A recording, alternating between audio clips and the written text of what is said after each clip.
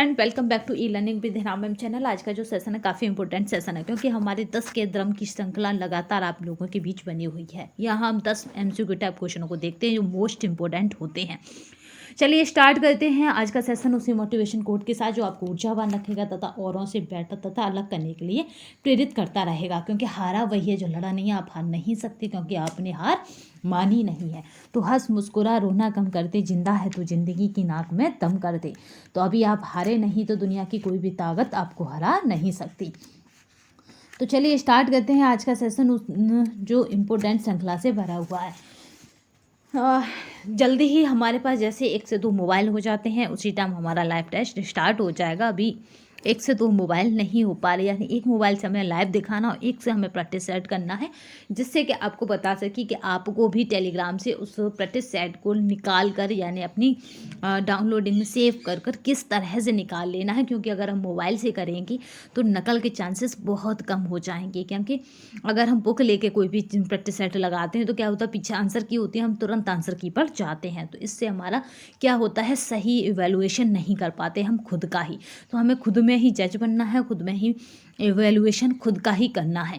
तो इसलिए जो एमसीक्यू टाइप की जो ओएमआर सीट आती है उसका प्रिंट निकलवा के रख लीजिए। क्योंकि मैंने भी आप लोगों के लिए दिखाने के लिए प्रिंट रख लिया है कि किस तरह हम गोले भरेंगे एक्चुअल उसी टाइम में। ठीक है, टाइमर लगा लेंगे और उसके बाद हम क्या लगा लेंगे, जिससे कि टाइमर लगा रहेगा साथ में और 2 घंटे का हमारे पास टाइम होगा। और वो भी लगा लेंगे जो हमें अलर्ट करता रहेगा। ठीक है, अलर्ट टाइमिंग लगाएंगे कि टाइम ख़त्म हो रहा है, हाफ हो गया, 1 हो गया, ये बताता रहेगा। तो चलिए स्टार्ट करते हैं आज का सेशन जो काफ़ी इंपॉर्टेंट है। जैसे ही हमारे पास 1 से 2 मोबाइल हो जाएंगे हम क्या करेंगे, लाइव टेस्ट आपके बीच रख देंगे। चलिए यहाँ कुछ क्वेश्चन काफ़ी इंपॉर्टेंट है। पहला क्वेश्चन देखते हैं, निम्नलिखित में से कौन सा एक मानव संसाधन नहीं है। मानव संसाधन की बात की गई है भाई, जो अंदर नहीं है मनुष्य के। समय को किसी ने बताएगा, समय को किसने मानव संसाधन में रखा और किसने मानव संसाधन में नहीं रखा। निकले में डॉर्सी ने क्या रखा है और दूसरे अदर ने क्या रखा है, तो ये आप हमें बताएंगे।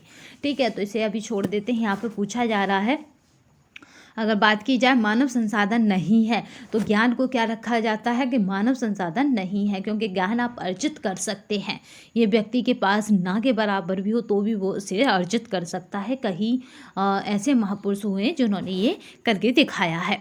ठीक है, धन, ऊर्जा और ऊर्जा व्यक्ति की मानव संसाधन है। ठीक है, ऐसा कोई भी ऑथर नहीं है, ऐसा कोई भी ये यानी लेखक नहीं है या कहें कि ऐसा जिसने ऊर्जा को मानव संसाधन नहीं माना है।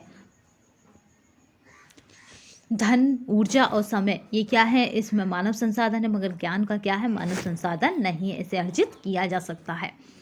रंग का एक आयाम है अनुपात, छाया, रंगों का संयोजन और रंगत हूँ। यहाँ पे थोड़ा सा डाउट है, बट अगर यहाँ पे बेस्ट आंसर की अगर बात की जाए तो यहाँ पे छाया हो जाएगा। क्योंकि यहाँ बदलता रहता है, आयाम का मतलब होता है परिवर्तित के फॉर्मेट में, तो यहाँ पे छाया जो है उपयुक्त आंसर रहेगा। नेक्स्ट देखते हैं जब हम रंग पढ़ेंगे, क्योंकि जल्दी ही हमारे रंगों की श्रृंखला भी आने वाली है। आज हो सकता है हम बैक्टीरिया और उसको देखें, क्योंकि आज संडे है तो संडे स्पेशल होना चाहिए। क्योंकि अब टाइम बहुत कम है तो हम संडे स्पेशल रख लिया करेंगे। तो बैक्टीरिया से होने वाले डिजीज़ देखेंगे कि कौन कौन सी होती हैं, उन्हें जल्दी से जल्दी शॉर्ट मतलब इम्पोर्टेंट फैक्ट में ख़त्म करेंगे। एरिक्सन के अनुसार निम्नलिखित में से किस भावना के विकास द्वारा शेष अवस्था को पहचाना जाता है। तो एरिक्सन की बात की जा रही है तो पहला ऑप्शन है स्वयं यानी सेल्फ के द्वारा, स्वायत्तता यानी ऑटोनॉमी के द्वारा, भरोसा यानी ट्रस्ट के द्वारा, और तीसरा ऑप्शन है आत्मनिर्भरता यानी सेल्फ रिलायंस के द्वारा। तो यहाँ पे शेष अवस्था को पहचाना जा सकता है, तो कैसे पहचाना जा सकता है, यहाँ पे एरिक्सन की बात की जाती है। तो यहाँ पे मतलब आज के जो क्वेश्चन हैं, आज के जो ऑप्शन भी हैं कुछ फंसाने वाले। ठीक है, तो यहाँ पे अगर बात की जाए तो राइट आंसर क्या रहेगा, आत्मनिर्भरता और सेल्फ रिलायंस।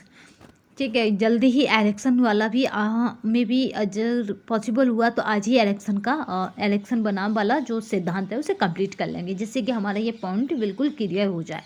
स्वालीन बालक को स्पष्ट रूप से पहचान उसके निम्नलिखित गुण से करते हैं। कैसा गुण होना चाहिए, एकोलेलिया अपर्याप्त मोटर विकास, दूसरे व्यक्तियों से जुड़ने की अक्षमता और बुद्धि लब्धता का कम होना, यानी IQ लेवल का कम होना। तो यहाँ पे जो राइट आंसर रहेगा वो क्या रहेगा, दूसरे व्यक्तियों से जोड़ने की अक्षमता, यानी वो दूसरे व्यक्तियों से जुड़ नहीं सकता। कुछ देखे होंगे जो सेपरेट रहते हैं बच्चे, दूसरे व्यक्तियों से जुड़ने में थोड़ा हिचकिचाते हैं, कुछ बच्चे भी और बड़े भी। तो ये एक तरह से क्या है, वो एक तरह से समझ लीजिए कि वो क्या है, तो ये स्वालीन बालों को क्या स्पष्ट रूप से दिखाते हैं। निम्नलिखित में से किसमें अध्यापन के लिए एक तयशुदा यहाँ पे मतलब है एक मतलब फिक्स पाठ्यक्रम है, ठीक है। तयशुदा यानी पहले से निश्चित है, तयशुदा पाठ्यक्रम का उपयोग किया जाता है। यानी यहाँ पे बात की जा रही है किसकी, तयशुदा पाठ्यक्रम कहाँ होता है, एक निश्चित पाठ्यक्रम, यानी एक मतलब पहले से ऑर्गेनाइज के ये पाठ्यक्रम आपको पढ़ना है, ये निश्चित होता है। तो पहला ऑप्शन है विस्तार शिक्षा में, एक्सटेंशन एजुकेशन में, अनौपचारिक शिक्षा में, नॉन फॉर्मल एजुकेशन में, अनियमित शिक्षा में यानी इनफॉर्मल एजुकेशन में, और फॉर्मल एजुकेशन में। तो तयशुदा अगर पाठ्यक्रम को देखा जाए तो यहाँ पे अगर तयशुदा पाठ्यक्रम की बात की जाएगी तो ये फॉर्मल एजुकेशन में निश्चित होता है कि हमें BA में पढ़ना है तो हमें इतना पाठ्यक्रम पढ़ना है। जबकि और में अगर बात की जाए एक्सटेंशन में तो यहाँ व्यक्ति की आवश्यकता के अनुसार पाठ्यक्रम निर्धारित होता है। नॉन फॉर्मल में यहाँ पे कोई पाठ्यक्रम निश्चित नहीं होता है। और इनफॉर्मल यहाँ पे क्या है कि पाठ्यक्रम में रहते हुए आपको पढ़ाया जाता है, पर यहाँ पे शिक्षा कब किस टाइम मतलब यहाँ पे कोई टाइम बाउंडेशन नहीं होता। मगर तयशुदा पाठ्यक्रम आपका कहाँ मिलेगा, फॉर्मल एजुकेशन में मिलेगा। एक्स एंटी मूल्यांकन में एक परियोजना को आंका जाता है। तो एक परियोजना की बात की जाएगी तो परियोजना के पूर्ण होने के बाद, परियोजना को कार्यान्वित करने के पहले, और परियोजना को जारी रखते समय, और परियोजना के कार्यान्वयन के पहले और बाद में। तो यहाँ पे अगर बात की जाए कि आंका जा सकता है मूल्यांकन को, बात हो रही है मूल्यांकन की, और एक्स एंटे की बात हो रही है। तो यहाँ पे जो राइट आंसर रहेगा अगर उसकी हम बात की जाए तो यहाँ पे जो राइट आंसर रहेगा वो रहेगा B, यानी परियोजना को कार्यान्वित करने के पहले। किसी विकासकारी कार्यक्रम के मूल्यांकन की तुलना में किसको दिया जाता है, तो यहाँ पे किसको दिया जाता है, इच्छाओं को, लागत को, संसाधनों को, उद्देश्यों को दिया जाता है। पोस्टर के उपयोग का उद्देश्य क्या है, अभिरुचि जगाना, प्रेरित करना, जागरूकता पैदा करना और समझ उत्पन्न करना। तो यहाँ पे समझ उत्पन्न करना, एड्स वगैरह, कोविड वगैरह के हम पोस्टर ही चौराहे पर देखते हैं, जो व्यक्ति में क्या करते हैं, क्या है एड्स, क्या है कोविड, इस तरह की जागरूकता और समझ दोनों ही उत्पन्न करते हैं। तो यहाँ पे परफेक्ट उद्देश्य क्या है, तो इसलिए यहाँ पे जो ऑप्शन बनेगा वो क्या है, समझ उत्पन्न करना।